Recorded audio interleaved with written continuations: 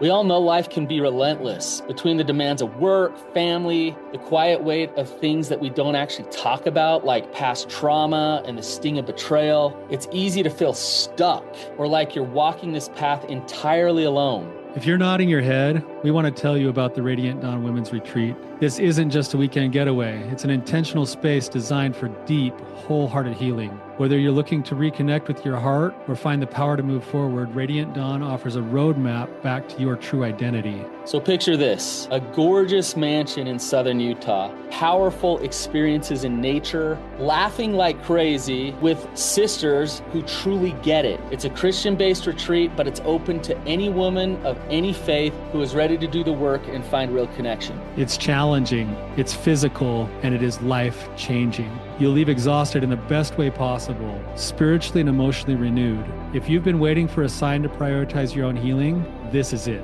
So come join us at the end of February in southern Utah. Visit radiantdawn.org to learn more and secure your spot.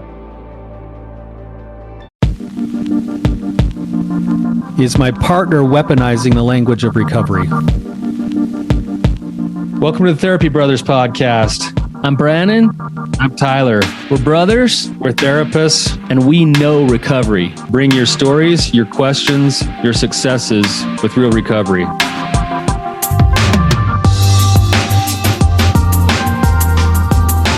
Hey, Tyler, you ready to have some hard conversations? Let's do it.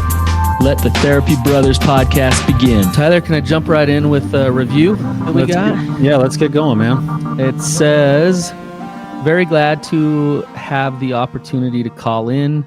These guys ask great questions, have a wisdom about them and experience behind their words. They're full of compassion and care. Hopefully they are as big of a blessing to others as they are to me. Keep up the good work, Therapy Brothers. TMB. That's awesome, man. Thank you. We know that this is someone who came on and was a guest on our podcast, and I just want to say it was a pleasure for us to visit with you, and thank you for your willingness to come on and sort of share this little tiny chapter of your story with other people so that they can benefit from it. That guy's amazing. He first came on, was an awesome guest, talked openly about his own struggles and his own recovery and where he's at. And then he turns around and gives us a review. Like, that guy's freaking awesome. What a stud, man. Yeah, really appreciate it. Yeah, we do. We appreciate that. We love your feedback any way that it comes. So thank you. Brannon, before we jump into our topic, we got a question that was actually submitted through therapybrothers.org. Mm-hmm. And so we're going to read that question, and that'll be the subject of our episode today. But before we do that, we are right up against it, man, where we've got Radiant Dawn just around the corner. Now is the time to sign up. It's time to step into it, get yourself a spot and sign up, because we're just like a little over a month out. Yeah, it's coming. Yeah, we're right at a month. We're right at a month out right now. We have a lot of people already signing up, but we took a break from it for a year last year because we decided to do some other stuff with our time and our energy towards like some other forms of coaching and things for ourselves. And now we're back and ready to go, man. And it's one of the best things we do all year. So I'm really looking forward to it. Yeah. So if you're interested in this, it's the women's retreat that we have. It's all about healing from your own trauma, shame, kind of reconnecting with your true identity. It's kind of a spiritual walk. And it's a beautiful process. Radiantdawn.org is where you can learn more. Take 3 days and walk out with a whole new perspective, and a bunch of support and life experiences that truly change your life. So we would love to have you. All right, Brannon, let's jump into the topic today. This is an interesting one. We get this kind of question in lots of different forms, but I'm going to read the whole question and then we'll kind of come back and piece together a couple of different places we could go with it. Okay. Sounds fun. So it says, D-Day was 9 years ago. My husband is still acting out with porn almost daily. Currently in Reclaim Your Heart, and tells me this program and others like ARP, Men and Moreau and I podcasts, etc., teach him that he is worthy of love without changing a thing. Is he weaponizing that against me? He says he feels he has made changes, knows he needs to make more, but isn't implementing tools learned from therapy or your podcast, even the obvious ones like replacing numbing out on screens with healthy habits. He tells me he is entitled to sexual experience, and if I'm not willing to right now, he doesn't want to have an affair, so porn is the only option. He's looking to me for affection and love to help him get over his negative feelings, but I don't know how to be supportive and loving anymore. If he hasn't made significant changes after 9 years, is there really any hope? Addiction there before we married, things like strip clubs and acting out, 10 years into our marriage, and porn until now. We've been married 29 years. Okay. That's a good question. There's a lot there. Yeah, we could probably... We'll do our best to go where we feel like is the right way to go with this one. This could go probably 3 or 4 different directions and probably be productive. So, well, and just a little caveat: whenever we get questions like this, we don't get the full story, so we get the question.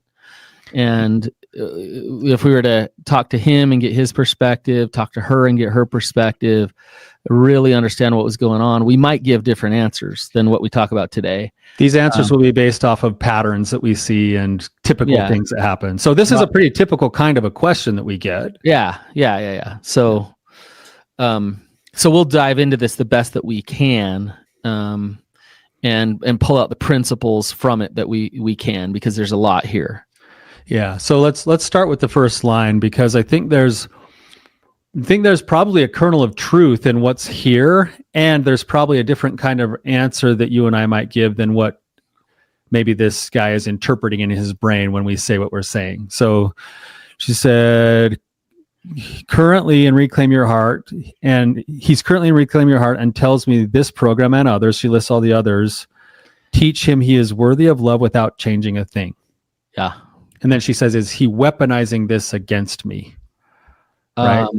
Depends. So let's start with that line. Is it true, Brannon? Do we believe this, and do we teach this, that every single person that we work with is worthy of love if they change nothing?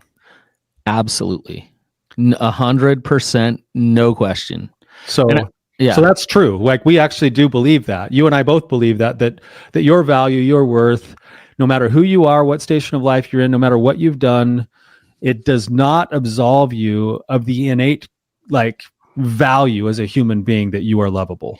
Well, and I think even the person that wrote this question would agree with that. I think most people would say, yes, that is the truth. That's an obvious truth. But what's interesting is, for recovery, for someone struggling with an addiction, they definitely don't believe that, and they haven't for a long, long time. And so it's good to get that message. It's good to start to understand that and start to believe that. That's the work of recovery. The question is that being weaponized? Yeah, right. So that new knowledge, and this is something to watch for in recovery in general. There's a form of denial that justifies staying stuck by weaponizing the knowledge that you gain in order to justify staying stuck. And we call that intellectualizing, where you go and take the knowledge you've gotten and then you use it for the wrong purposes. So that's possibly what's happening here, where he's taking the kernel of truth that we actually believe that he is absolutely worthy of love, and now he's using that on you and your relationship to back you off from the fact that he's still choosing bad decisions that aren't good for him or for your relationship. And then he's saying, but hey, I'm still worthy of love. Well, right? So Tyler, let me give you some absurd examples and just kind of flush this out a little bit. Okay, this is absurd examples, and I'm doing this on purpose. Let's say an angel from God came down and told him, in this life, you are supposed to act out every day. Told you, absurd. In this life, you're supposed to act out every single day, because that's who you are. That's how God made you, and you be you. What would be the right thing for him to do? Well, if he wasn't schizophrenic. I'm going somewhere with this. I know. Okay.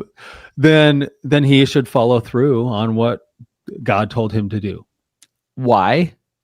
Because that would be like living in congruence with the core of like who I'm trying to be, which is someone who listens to my higher power and who lives according to those values.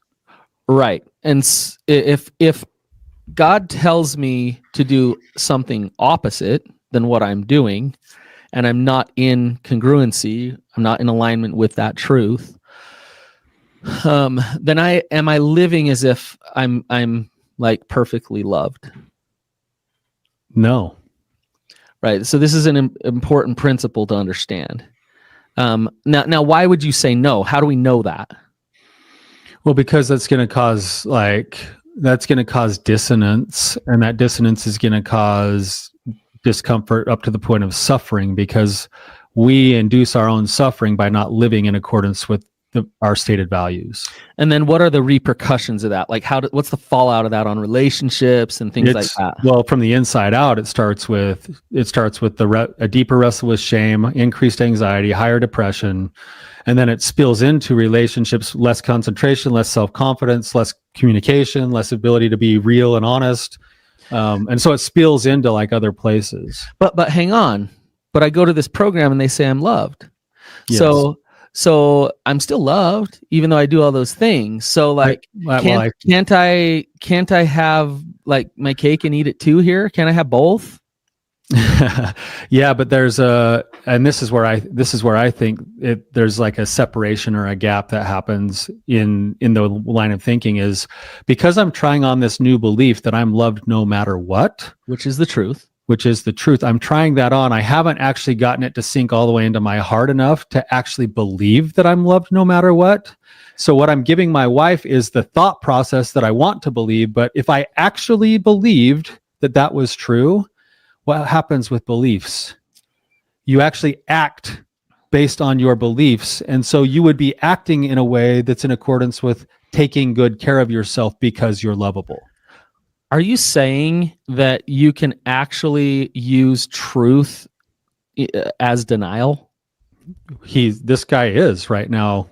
For all isn't that so? That's fascinating though, because it really comes down to his intentions, like what's going on inside of him. Because he's lobbing out there, "I'm loved no matter what," which is true. He's trying to exercise. He's now planted that seed, and he's exercising, trying to grow that seed. But the only way he's currently exercising it is by using it to justify still doing all the things that rob him of the belief that he's lovable. Right. Now, like I said, Tyler, we don't know everything that's going on here. What if he, in his heart of hearts, and let's say like he checks it out with his group, like he's working his recovery hard, and he doesn't actually feel like he's acting out, and it doesn't seem like he's acting out. But his wife is coming along and saying, "Oh yeah, you're relapsing. Then that's not denial, correct?" Well, he needs to own that, and he needs to own it wholeheartedly, so that she can then make decisions, which means that their marriage is probably over, because his value system is not going to align with her value system in a way that can be conducive for them to have a close connected relationship. Or there's got to be some shift in perspective one way or the other, and an understanding of like, what does it mean to show up in your congruency and in your alignment and in relationship with me at the same time. Yeah. There's a challenge to that, Brannon, with this example you're using, because I see it all the time. When you've been living with layers of denial and you're just barely starting to peel those off, sometimes you come back to your partner and you say, "This is just who I am." And even that is still laced with layers of denial. And then like 2-3 years down the road, they're back going like, "Oh my gosh, that's not actually who I am." Like, but the pendulum things. Goes both ways. And this is where it becomes problematic, is when you come back to who I am as this non-sexual being who never has any feelings or thoughts or anything. But that's not true either. You're still lying. Yes. Or this is just who I am, and I'm going to go like look at porn for 4 hours a day, and it's just who I am. That's not alignment either. Is that in alignment with actually loving yourself? Right. Right. So the real question here, and it's interesting where we're getting here, Tyler. The real question is for this guy. Hopefully he listens to this. The real question is for him is his sexuality and what he does with his sexuality. What does it look like for him to be a powerful, healthy man who can create love with himself and others? What does his sexuality look like? While embracing his sexuality. While embracing it and stepping into it and owning it, versus using the truth that he is loved no matter what to justify compulsive behaviors that hurt him and his wife. Right, exactly. That's probably some of the next step kind of wrestle in the process of recovery. And if to this partner who sent us this question, if I saw my partner taking ownership for that, going like, yeah, my behaviors don't line up with that belief, and this is what I'm doing to change, it may be messy and not perfect, but that effort would probably be enough to be like, okay, like I get that. But when it's being used as a weapon instead, and we'll get to this next part of the question, and it's laced with other layers of denial, you can see why this partner is feeling a little bit like beside herself and hopeless, going like, geez, I feel like I'm fighting a total uphill battle, and I'm almost being made to feel like I'm crazy a little bit. For sure. It's Right. a really difficult form of betrayal trauma, because it's like he's basically saying I'm in recovery, so get off my back, and yet I'm acting out in this addiction constantly. So like it's hard to find hope there. It's hard to find hope of like, we can have a marriage where she can actually have her values valued and supported, of things like fidelity and trust and those type of things. It almost feels impossible when that's going on. Yeah. And I think it's like, again, it's hard to parse out the pieces of truth from the denial, right? So let's go to the next level of this. And here's the next, let's help me and our audience, Brannon, pull out what might be true here, and then show how it might be laced with denial. He tells me, because this is what you were just saying, he tells me he is entitled to sexual experiences. And if I'm not willing to right now, and he doesn't want to have an affair, porn is the only option. Have you ever heard that one before, Tyler?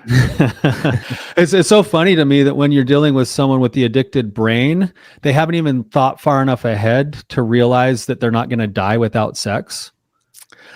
Yeah. So it doesn't even register to them that acting out, not acting out, is actually an option.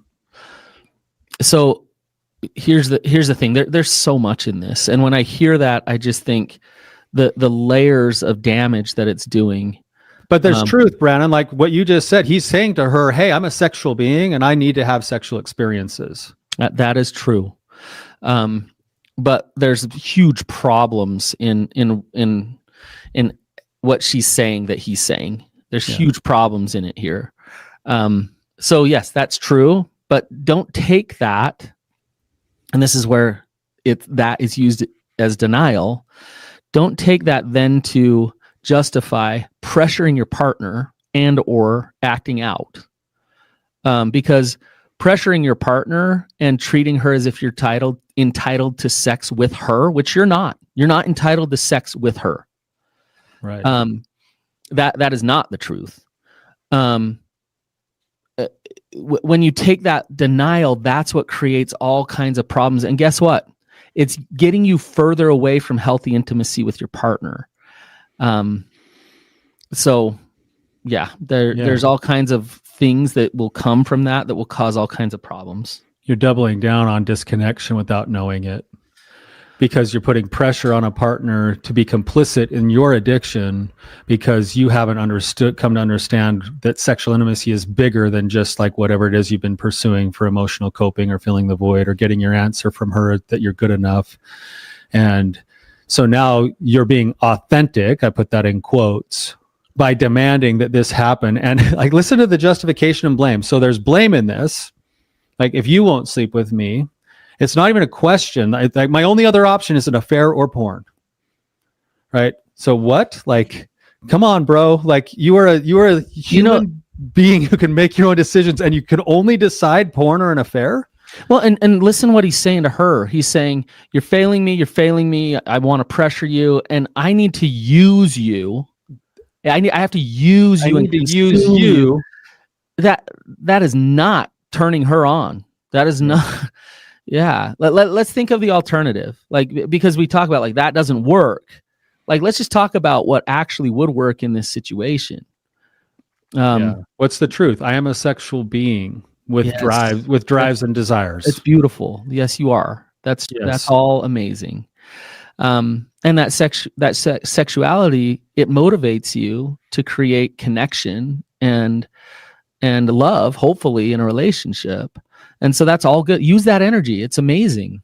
You know, I'm a huge proponent of it, Tyler, right? Towards that, well, you used a word that's different than how it's being used currently. And you said that works towards connection. Use that drive, use that desire to be put towards places that's going to move towards connection and deeper intimacy with your partner. And right now it's being used because of all the denial in a consumption way rather than a connection kind of a way. Right. So like, think about this, and maybe this is like too much in a perfect world. Like, does this even exist? But think about if you were a man that trusted yourself, that knew that you were loved completely, just like we teach all the time.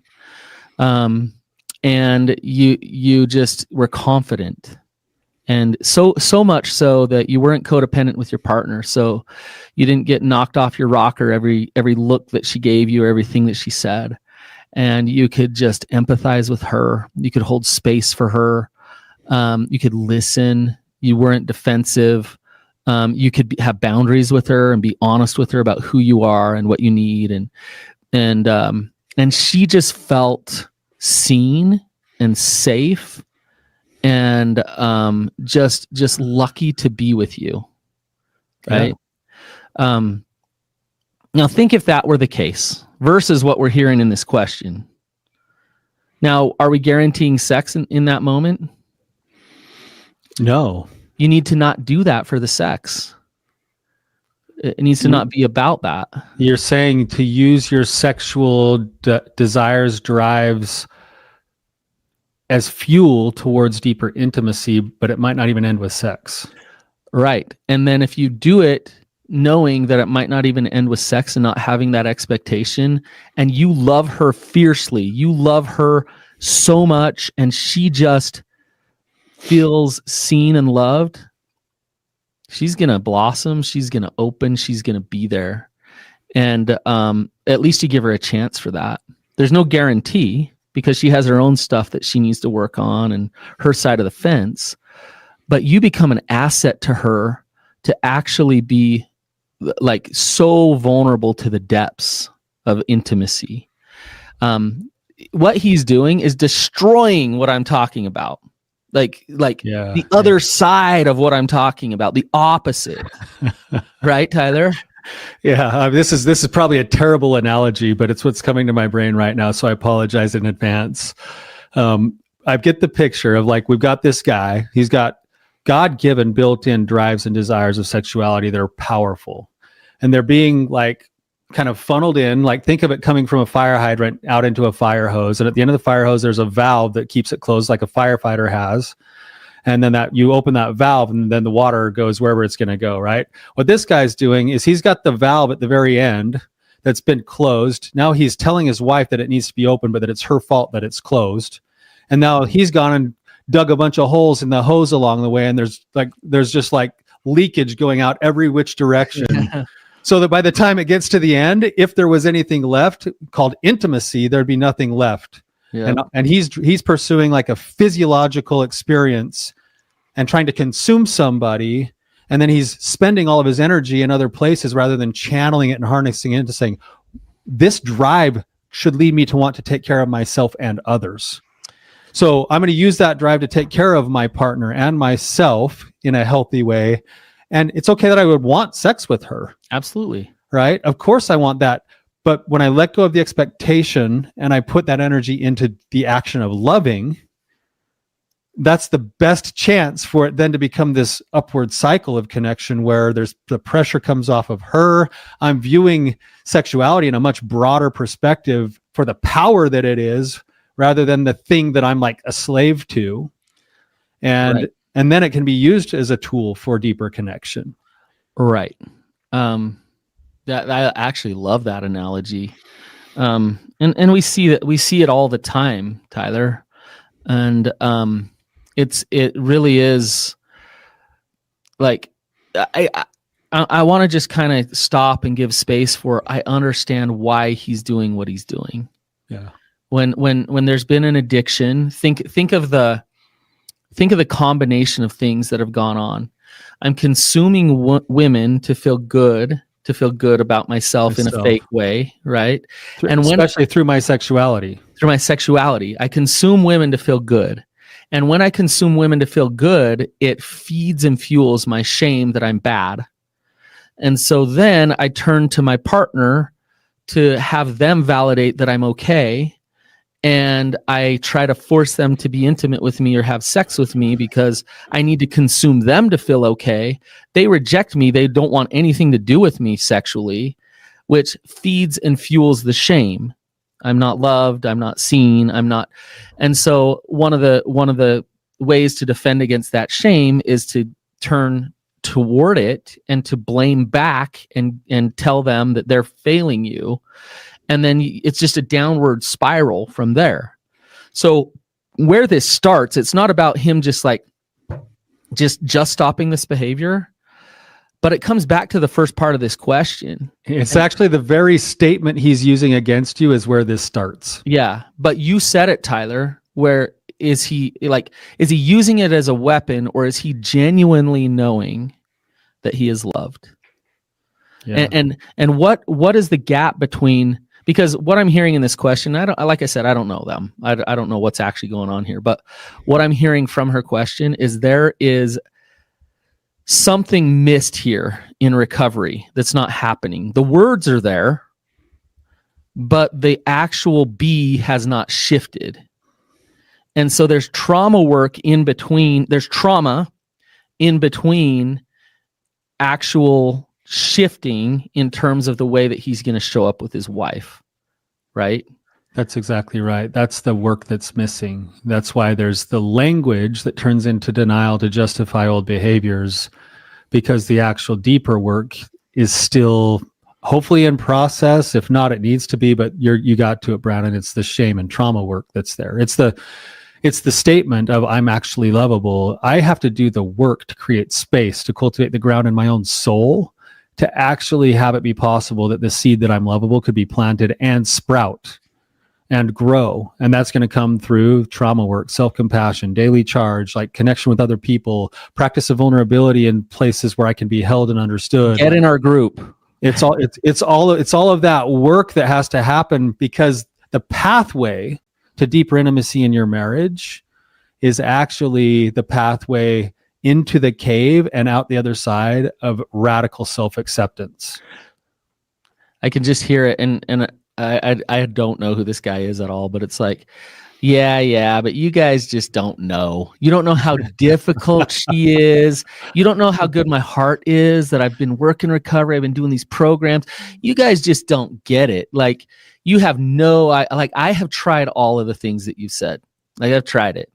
And so now it's easier for me to give up, be in this victim place, and look at her and say, she'll never give me a chance again.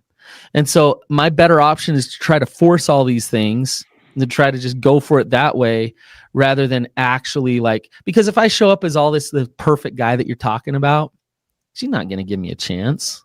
Yeah. Well, and the truth is that it probably will be a more delayed response than you want it to be if you were to do that. So it might get discouraging. Two thoughts to that, Brannon. From a very, very personal place, I've been this dude, like beating my head against a wall, like jamming up the end of my hose the whole time, blaming it on other people and situations, while I had other holes in the hose, putting all the energy in other places that didn't really yield good fruit. So from a very knowing place, I would say if you are that guy who's saying what Brannon just said, I feel you. I understand that. And I will say that there is a different way. Like there's absolutely a different way, and it includes the things Brannon's talking about right now. There's hope here. So that frustration, that hopelessness that you're feeling is a result of hearing those new things and then doing the same things over and over again, thinking you're hearing and doing the new things and saying you've done everything when what you've really done is the same thing over and over again. Instead of actually stepping into a different stream, actually letting go of the expectation, the need, like I've got to have this, it's like, no, like there's a different pathway where you can keep and accept your sexuality without having it be the driver of your whole life. That's talk about slavery. Like think and look at the wake of destruction that it's left in your path. Like it would be worth any work, any effort to learn to have not be the fuel source, the way that you're living it. Right. Here's the scary thing though, Tyler, is, and it's this sabotage that happens, and it happens on all sides of the fence. If he actually chooses real recovery, it could very well end this relationship. Maybe. Right. That's why on both sides, the work you're talking about is actually applicable to both sides of this. Like this partner who sent us this question, if she's not doing her own shame resiliency, if she's not doing her own trauma work, if she's not working in that path towards complete self-acceptance, then she's never going to be able to be in a strong enough place to then accept whatever the reality is, if and when it comes. Exactly. So she's got to stay unhealthy enough to stay in the relationship, and he's going to stay unhealthy enough to stay in the relationship. And then they can blame each other for being unhealthy, but never let each other go. Exactly. And live in hell. And so here's the beautiful part of it. Whether you're the betrayed or the betrayer, is you actually have the option. You have an option here. You're not powerless in this situation. And that option is for you to say, you know what? Regardless of them, like whatever they're doing in their recovery, whatever they're doing, like I'm doing mine. I'm taking extreme ownership of myself, of my own healing, of my own peace, my own happiness. Like I'm taking ownership of that, and I'm going to go through a process that might be excruciating. I'm going to have courage. I'm going to step in. I'm going to be vulnerable. I'm going all in. And I'm going to find myself and understand who I am. And hopefully my partner does that too, and we find out that we love each other, like we're pretty compatible.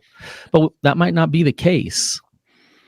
So right. It kind of goes towards the bottom part of this question, and right where you're going, Brannon, maybe we could spend a little bit more time on this. He said he's looking to me for affection and love to help him get over the negative feelings, but I don't know how to be supportive and loving anymore. And I'm suspecting part of what's causing you to not know how to be loving and supportive anymore is that you've tried to be loving and supporting and been complicit in the rules of the game that doesn't work. You've probably been the one to say, okay, well, let's have sex every day and that'll make you all better. But then all it is just an extraction from you every day, and you feel more empty, more resentful, more bitter. Of course, you're going to have less of a heart to love him. Mm-hmm. Whereas the effort really needs to be continually going and reconnecting every day to your values, and then making goals to step into those values in the way that you live your life every day, which by nature of that will lead to healthy boundaries. And when you have healthy boundaries, you can look at the situation from a fresh set of eyes that are actually still loving and say, oh, wow, like I don't want to be complicit in that part of it anymore. So I'm going to do this and this and this. I'm going to invite this kind of change this way instead of being complicit the way that I have been, thinking that I was helping things go right. So right. Tyler, I gave an absurd example earlier. Now I'm going to give a stupid question. Okay. All right. Like, is that real? Is there actually women who have been betrayed in your groups and that you've worked with that have actually, in a way, broken away from that old toxic relationship, worked their own recovery and found some peace and healing unto themselves? it's like and I would add a word to that, Brannon. There's like inside that piece, there's like a groundedness that they find. And sometimes what's really interesting is when they work towards that peace and groundedness, sometimes it's a call into the relationship further, and sometimes it's a call out of the relationship further. So it actually works both ways. Where think about this, like I remember this happening, probably at least 4 different women I talked to right at the end of our last Radiant Dawn retreat. One of them was like, I was like, how was your experience? And we're just kind of getting ready, saying our goodbyes or whatever. And she just said like, I am in a total state of seeing my situation with a completely different set of eyes than I've ever seen. And she said, I'm going to go home and I'm going to do this and this and this. I'm going to have this conversation.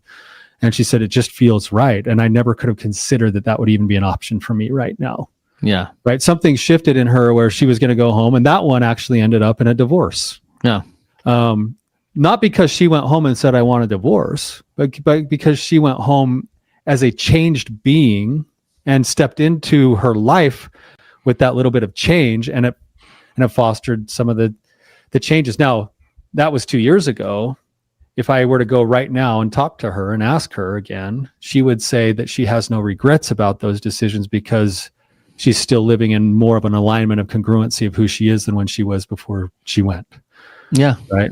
And we've had other women who, same thing, even that same event, went home and said, yeah, I'm not going to do this anymore. I'm going to change this and this and this about our lives. And when they did, there was turbulence and turmoil because there was like an effort to try to pull it back to what it used to be. She held the line. She got some continued support and structure through it. And lo and behold, all of a sudden in him, he started going like, oh man, like I'm going to lose her unless like I maybe decide to take a look at my own stuff differently. Mm-hmm. And 2 years later, they're still working on a marriage and they're in a better spot now than they ever were. But that was because one person decided to start living more congruently to their values. Mm-hmm. And that congruence is an invitation for the people who want to come along. And it's the closing of a gate for the people who don't want to play that way. Right. If I can give an example of this, years ago, I was working with this couple, and I met with them right when they were starting the whole process. And he, in a real humble, genuine way, he went and worked the 12 steps and set up his recovery capital, got a support system, and just really discovered his healthy masculinity and who he was again. Like his addiction, like really blessed his life because he went and worked recovery, and it was awesome. It's one of the best things to see, right? Fast forward, it was like 3 or 4 years later from where he started, and she was working on her recovery, but she came in and she's like, I love him. I am so blessed to be married to him. And he just shows up for me in all the ways. And I don't want to have sex with him, like ever. And I need to do my own trauma work. Like I gotta work on me here. And she wasn't gaslit and manipulated into coming into therapy with me because he was pressuring her to have sex with him at all. Like that wasn't there at all. And so she was coming in with this heart really full of love toward him and a real desire to be intimate with him, and knowing that she had her things in the way that were hers. And she had this childhood trauma that we needed to work through. We did some amazing EMDR sessions with her, which broke free a lot of this stuff and helped them actually practice intimacy together. Now, as I'm telling this story, Tyler, you can see how partnership can work in a different way than what we usually hear, which is my spouse is this is what we usually hear. My spouse is unhealthy and annoying. If they would change, I'd be happier. Right? Yeah. They're the object of my pain. Yeah. And we hear it from both sides. That's exactly what it is. They're the object of my pain. If they would do something different, then we would be good. But the reality is, look at this couple I just gave the example. What did both of them do? They actually, this sounds weird because it actually invited the better relationship as both of them turned inward and said, how do I help things go right? Yes, that's well put. So now and helping things go right is, what is my accountability in this for my own good health, my own life? And when I do that, I am offering up the invitation for someone who wants to be on the same kind of spiritual path that marriage is to come along with me, and we can learn and grow together, even if it's bumpy and messy. In general, when I hear the entirety of this question, I hear a system that is quite over-attached and codependent, and on both ends. He's playing this this instrument the way he knows how. He's pushing the buttons here and pushing them there. He's working his recovery there, but like acting out over here. He's orchestrating something quite. Think of the effort that's complex. Going into that. Yeah. There's a lot of effort. He's got to be tired. Yes, but there's a part with her, and this is why she asked the question. And the good news here for her is that if the question in the end with all of this is what should I do? What do I do with this? Where do I go? The good news is that she actually has an option to shift the way things are going and what's getting created in her relationship. But she's going to have to face a fear. And what's that fear? I think it's like one of the biggest fears we all have, which is that if I actually step into my authenticity, the person that I've spent the last 29 years with might reject me. Even when I'm in hell with that person, right? Yeah. Isn't that crazy? But I at least have a person that's pursuing me by telling me everything that I'm doing wrong. Whereas on the other side of that, I might have nobody. I at least have some financial stability. It doesn't look bad to the neighbors that we got divorced. It doesn't hurt our kids. It doesn't all of the repercussions of you getting healthy yourself. Like there's so many repercussions that could happen. So this is why we turn back and be like, well, dude, why don't you just change? Why don't you change? And then right? Yeah. She's done that long enough. She's been in this a long time. 9 years. No wonder she's like feeling so hopeless. And like, she's asking the question, is there really any hope after 9 years? Do you hear that question? Do you hear the energy behind that? Yeah. And now I'm still here waiting for him to change. And that's okay. Like if God's telling you to wait, then go back to God and ask, what do I do in the meantime? If God's telling you to go, then go back to God and say, help me figure out how to do that. And I imagine that in most cases, at least what we see with our clients, is the answer to that question is going to say, start taking better care of yourself. Start stepping into your values. Start accepting your true identity. Stop waiting for him to be the one that's going to be the answer to your identity and your happiness. I've always thought this is really weird, like in these relationships when there's the toxic part of the addiction that's involved, is the person who's not doing the addictive things, they're still going to the toxic person and trying to get their value from them, their acceptance from them. And it's like you're going into like a tub of toxic sludge to dig around in there to try to find the answer that you're good enough. Instead of like saying, I'm not going into that toxic sludge anymore. I'm going to go on a quest to get my answer somewhere else. But there's this weird thing of if I keep going into that toxic sludge, I can preserve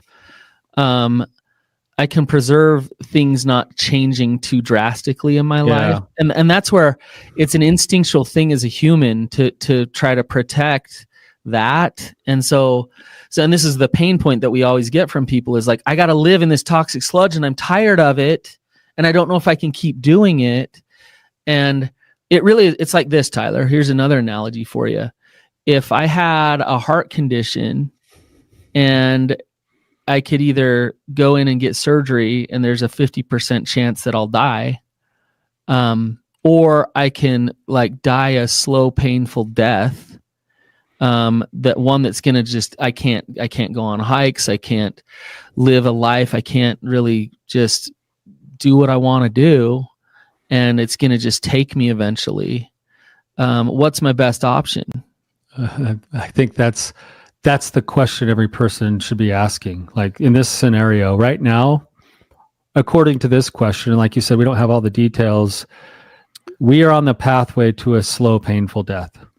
That's what that question's showing. It's like we're going to. They've been on that path. We've been together for 29 years, and we've probably got another decade or two ahead of us. And at this, according to this question, the way the dance is happening, what you will learn is, you have the opportunity to learn what it's like to have a lot of suffering. And hopefully you'll become out a better person for that. Or you'll say, you know what, 9 years, there isn't a lot of movement on the needle. I've been waiting for him to be the answer, and doesn't look like he's going to be the answer, at least for the next few decades. So I should start taking a look at myself and figuring out what the answer is for me. And I'm going to start inviting things to go right there, because I still want connection in my relationship. So I'm going to start conceptualizing what a healthy relationship is. And on my side, I'm going to start acting like that. And he will either come along or he won't. Yeah. And I will either die a quick, swift death in the relationship. In the next 2 to 3 years, it'll be over, and we'll be in a different spot of grief, pain, misery, suffering, consequence, financial struggles. And I'll be free, ready to move on with the next 2 decades of my life. Or we'll maybe just be right where we're at. And maybe that's okay too. But I'm going to accept that if I stay and I don't do something different for myself, then I'm choosing that. Yeah. Yeah. And the thing about it is, Tyler, you and I can't like get people to do things, because when you say maybe that's okay too, I want to be like, no, it's not. No. Like it has to be. People do it all the time, Brannon. So it has to be okay, because like people choose to do it. There's got to be some reason for doing it. But it's our job to reflect back. In choosing to do that, you're choosing to suffer, and just know that. Just know that that's what you're choosing into, and ask yourself, when we talk about him being in congruency, in alignment, is that in your alignment to choose suffering? To choose living in denial, to choose staying in toxic sludge. And we're not suggesting go get divorced. Like we're not saying that. What we're saying is step up into your power as a human being. And you might go through a time where it's hard change. It's the messy middle. It's conflict, it's struggle, it's pain in that relationship. And that's getting you to where you actually want to be in that relationship. And so it is being done with the relationship as it is, and choosing your recovery, your individual recovery, hoping that relationship survives. And if it doesn't, you'll still be okay. You'll still be better off. Doing the work to trust that you'll be okay. Yeah. Because you're connected to your own heart, mind, and soul. You're connected to a higher power, and you're making decisions based from that grounded place. Yeah. It always turns out okay, even if it turns out like in really rough ways. It's always still okay when you've done it in that order. Get grounded to yourself, to God, and then make your decisions. Yep. This has been a really good discussion, Tyler. We pulled a lot out of this, and I hope that if both of them listen to this, that he's in Reclaim Your Heart, so he's gonna be listening to this. Yeah. And I would guess he's a great guy. And I would guess she's a great woman too. Hopefully he gets on Reclaim Your Heart and starts up a discussion around it. That would be great. I would guess they're both wonderful people, but real recovery is not happening. And let's call a spade a spade. It's time to go to the depths of things. It's time to step over the thresholds of the scariest parts and deal with them, so that you can truly love and love each other. Yeah. I'd say to him, if this description is accurate, do more than listen to the podcast. Go do the healing journey, especially section 2, and don't worry about having sex with your wife until you completed section 2. And you might have sex with her during that time, but don't worry about it. Yeah, don't worry about it. Put all of your energy through the fire hose towards section 2. Actually, truly work section 2, and then let's see what happens. Yeah. We challenge you. Don't just sign up for it and don't just be like, I'm in it. And no, actually truly follow through and do it. I'd love to be a part of that journey with you. Absolutely. Yeah. Thank you to everybody who's here listening. We hope that this is valuable to you. I know it elicits a lot of different kinds of responses, especially with topics like this. We'd love to hear from you. And you can do that through writing reviews or going to therapybrothers.org and submitting a question or typing in a response. So again, thank you for being here. Until next time, keep on keeping on.